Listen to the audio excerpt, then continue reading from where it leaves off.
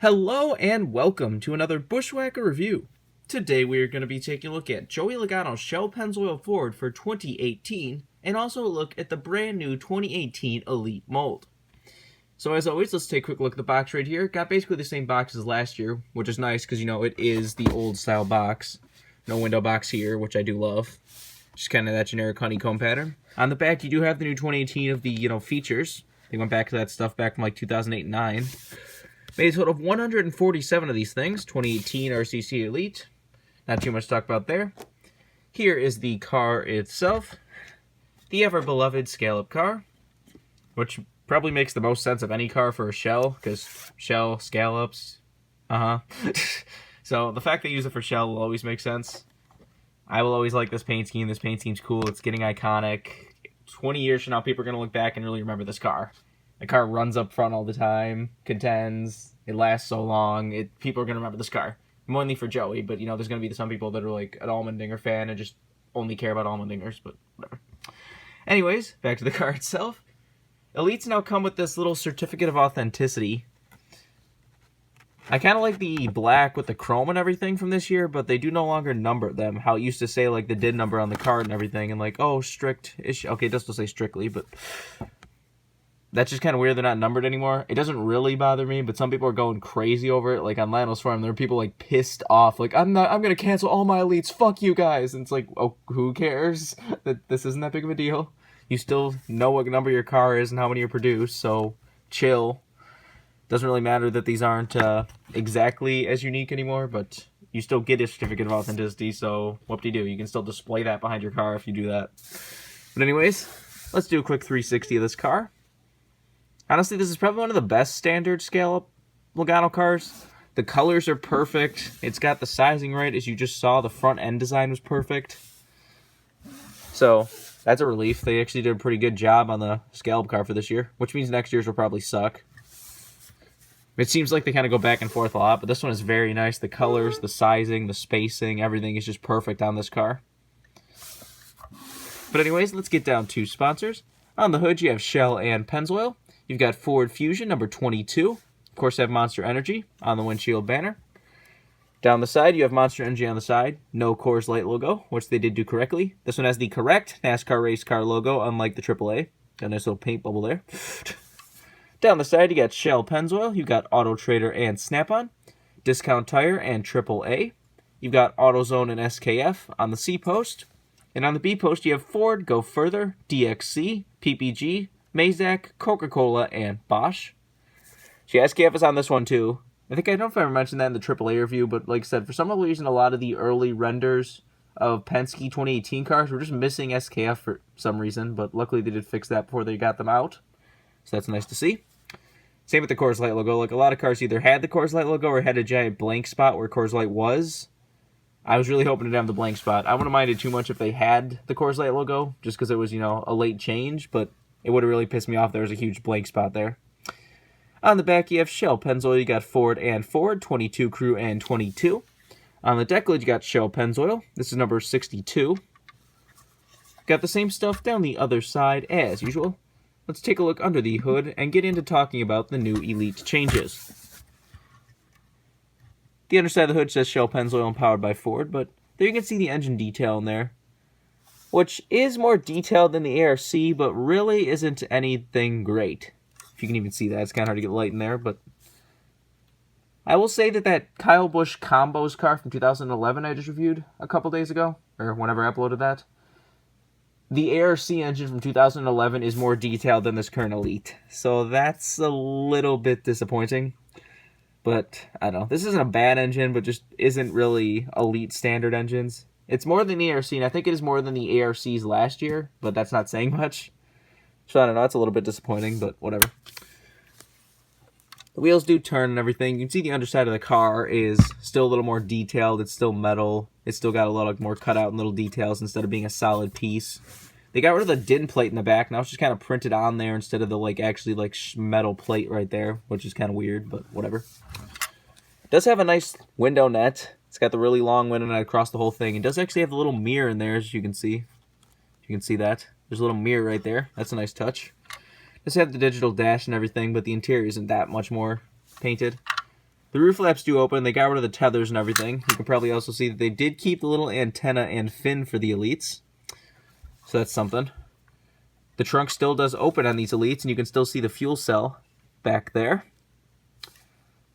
Except they are more detailed than the ARCs. Do I still have that AAA around here somewhere? Oh, yeah, there it is. Like I said, here are the two Logano cars. I mean, see, sitting next to each other like this, you can't really immediately tell that they're different, which is a nice touch. Like, they have the same window net and everything. I mean, yeah, there's some few little changes, like the window bar and everything, but it's like, if these two have sitting in a display case next to each other from the side, you're not going to look at these and be like, oh, that's a cheap ARC, that's an Elite. Which is kind of good for the ARC, but not as good for the Elite. Because I would rather you can really tell an Elite's an Elite, but I do like that the ARCs don't look very cheap, because, you know, they did fix the tires and wheels and everything, which actually, the tire wheels on the ARCs are still not the same as the Elites. You can see they're a little bit, like, rounder and thicker. That's different, and I never noticed that before. Huh. These are probably the Gold Series wheels. That's probably what it is. That's probably the Gold Series tires, or these are the old Platinum Series tires. For whatever reason. You can see the yellow Goodyear is actually more bright on the AAA than it is on the real wheels of the Shell. I forgot if I pointed this out, but for some reason, none of the cars for Penske are going to have the arrow decal. The little, like, arrow decal. And that was apparently Penske's choice. Like, that wasn't us. Because, you know, these diecast came out without the decal, and then some people were like, well, yo, what the hell? Why are you skipping Penske? But then Lionel said that Penske legitimately said, don't put the decal on our car. So, they must not use arrow rims. I don't know. Because, I mean, you still see some little changes. Like I said, the little, like, rear view mirror and, like, post in the middle of the window is black on the Elites and it's white on the ARCs. Same with the little post right here that the mirror's on this one. I do like that this actually has an opening trunk because it doesn't have the hinges. Like, I don't really care if the trunk's open or not, but I do really hate those holes in the AAA car that I talked about. Like I said, I mean, these changes aren't really that bad. Like, if it gets more stuff made, which it is getting more stuff made, like Logano's Shell car last year didn't get made in Elite. Logano's Auto Trader got canceled. Keselowski's, like, Alliance Truck Parts got canceled. The Roush cars got canceled. All that stuff is getting made this year. So, to me, that says it is a success, because you're getting more shit made, and that's what we all need. Like, that is exactly what I wanted. Because I was really getting tired of, like, over 100 cars getting canceled every year. It was getting kind of stupid. They're like, oh, you want this car? Nah. Oh, you want that car instead? Nah, not that car. Oh, what about that? No. It's just like, it was getting out of hand. So they had to change something. Like, you shouldn't really be mad at Lionel for these changes, because clearly they had to do something, because clearly what they were doing was not working too well. Because there's no reason why, like, primary standard diecast should be getting canceled across the board for, like, Roush and such, and, like, Logano, Penske and stuff. Like, that shouldn't be happening.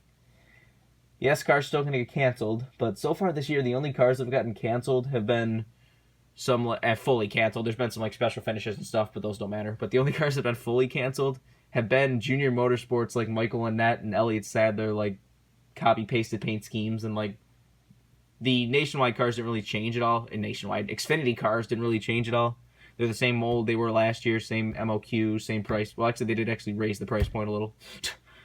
But, so those ones aren't really a surprise at all, but, like, that's Michael Annett. Nobody likes Michael Annett. But as far as Cup goes, these changes do seem to very much be helping. We'll have to see when we get later into the year, when we get to a lot of more special paint schemes and stuff being offered, if more stuff starts to get canceled. Hopefully it does not, but so far a lot less stuff has been canceled than before, and that's a really good sign.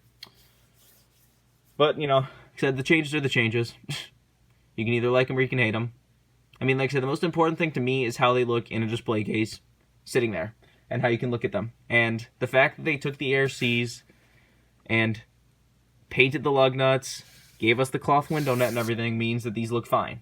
Something else I should probably talk about is the fact that no longer are there any separate hood pins. The hood pins are just molded on there and painted on the hood and the trunk of both the Elites and the ARCs.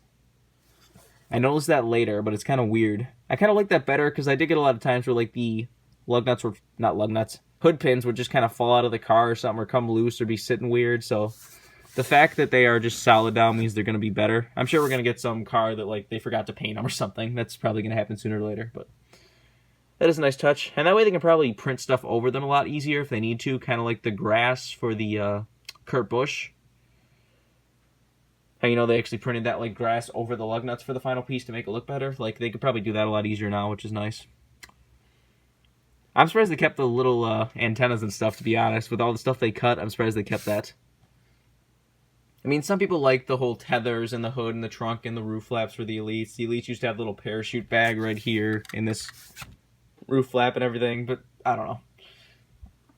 They definitely are a little bit disappointing, but they're not bad. Like, this isn't the kind of car where you're like, oh, this is terrible, I hate this, Lionel sucks. I'm sure some people are already thinking that, but said the changes had to happen, so you either like them or you don't like them. I mean, the people who are freaking out over stuff like, oh, we can only go look at the fuel cell on ARCs, like, just stop. Or the people who are raising hell over this. Like, focus on the important stuff, people. Whatever, I think that's pretty much all there's to say. This has been a review of the Joey Logano Shell-Pennzoil Ford for 2018, and also a look at the kind of diecast changes for 2018. Hope you enjoyed, and thanks for watching.